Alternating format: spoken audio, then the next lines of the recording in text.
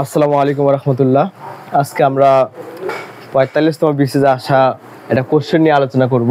আপনারা দেখতে পাচ্ছেন লেখা ছিল this could have work if I dash been more far cited.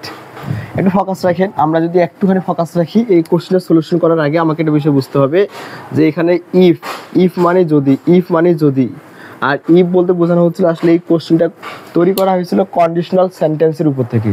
Conditional সেন্টেন্সের উপর থেকে যেহেতু কোশ্চেনটা করা হয়েছিল তার মানে আমাকে অবশ্যই এখানে যে কন্ডিশনালে দেওয়া ছিল এই কন্ডিশনে আইডেন্টিফাই করতে হবে। আমরা একটা জিনিস মনে রাখবো, যদি আমাদের ইফ প্লাস সাবজেক্ট হয়, তারপরে যদি আমাদের হ্যাড হয় প্লাস ভার্বের থ্রি হয় প্লাস চলছে গাড়ি সিসিমপুরে, তার মানে এই পাশের অংশটা কেমন হবে? সাবজেক্ট আমাদের কি হইতে পারে? আমাদের কুড হইতে পারে, মাইট হইতে পারে,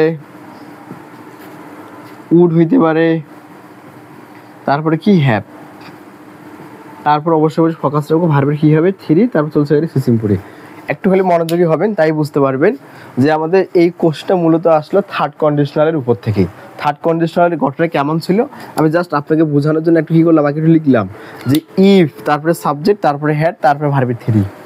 আর এই পাশটা যদি এরকম হয় তাহলে এই পাশটা হবে সাবজেক্ট হয় কুড হ্যাভ, না হয় মাইট হ্যাভ, না হয় উড হ্যাভ প্লাস ভার্বের থ্রি। একটা বিষয় মনে রাখবেন, ইফ যুক্ত বাক্যে যদি আপনি ভার্বের থ্রি দেখতে পান, সেই সাথে অবশ্যই সামনে একটা হ্যাড দেখতে পান, তার মানে এটাকে অবশ্যই কোন কন্ডিশনাল বলবেন? এটাকে অবশ্যই থার্ড কন্ডিশনাল বলবেন। আর থার্ড কন্ডিশনালের স্ট্রাকচার হচ্ছে এমন।